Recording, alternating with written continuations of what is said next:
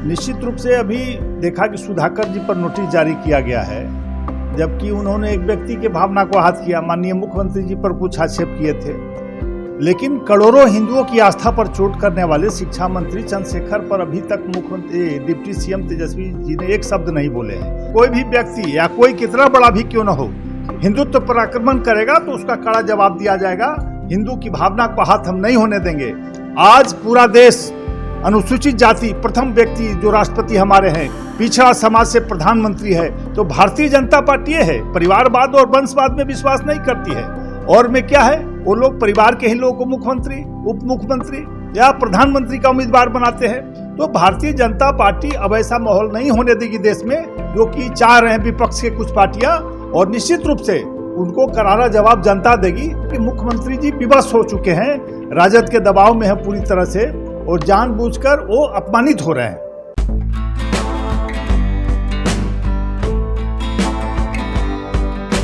नमस्कार, मैं हूं अनूप नारायण सिंह और आप देख रहे हैं बिहारी खबर के डिजिटल प्लेटफॉर्म को। बिहार में ठंड ने अपना कहर दिखाना शुरू कर दिया है और बिहार की राजनीति गर्मा गई है।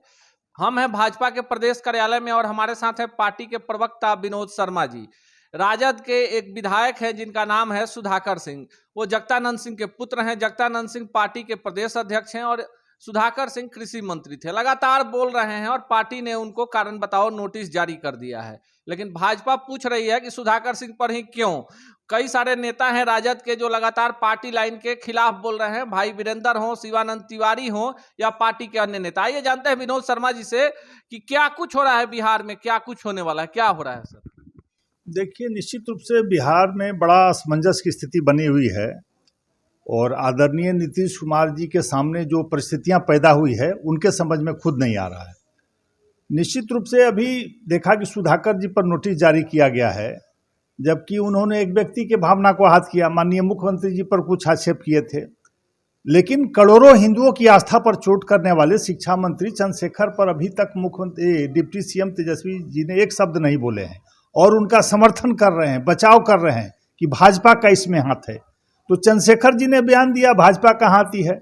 आदरणीय उपेंद्र कुशवाहा जी ने, अशोक चौधरी जी ने, नीरज जी ने मांग किया, दर्जनों जदयू के नेताओं ने, राजद के शिवानंद तिवारी ने मांग किया कि ये गलत है, इसको अपने बयान को वापस लेना चाहिए, माफ़ी मांगनी चाहिए देश की जनता से। तो निश्चित रूप से आश्चर्यजनक है कि राजद चाहती क्या है, और या तो जानबूझकर ऐसा वातावरण बनाना चाह रही है देश में, राज्य में, जिससे जातीय उन्माद फैले, लोग हिंदू धर्म पर और चोट करे। तो देश की जनता सारी बातों को देख रही है। मुख्यमंत्री भी विवश है। वो कल बोल चुके हैं कि मैंने चंद्रशेखर को कह दिया है बयान वापस लेने के लिए, इस्तीफा करने के लिए।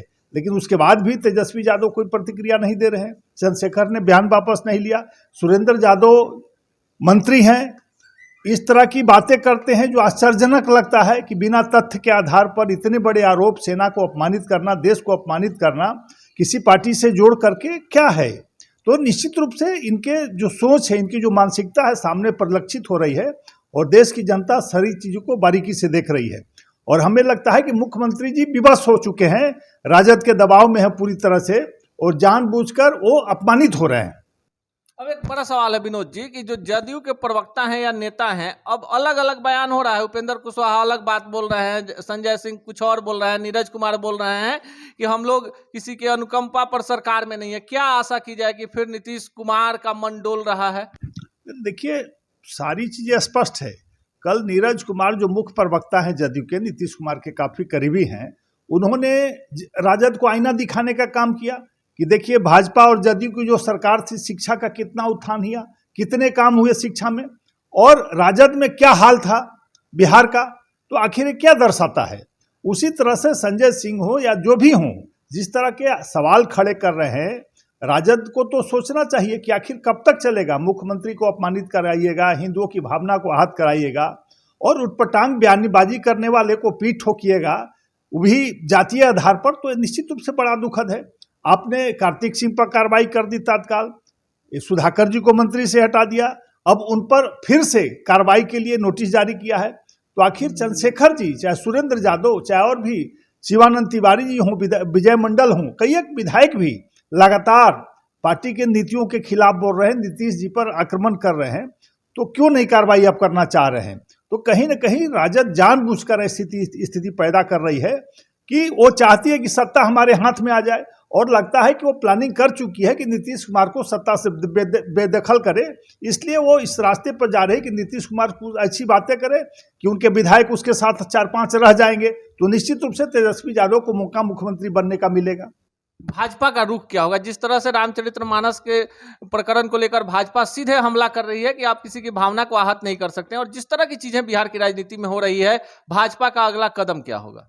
देखिए, भारतीय जनता पार्टी राष्ट्र धर्म को निर्वहन करती है और हिंदू की आस्था को हम लोग बचाने का प्रयास करते हैं, उसको माने पूरा इज्जत और सम्मान दिलाने का काम करते हैं।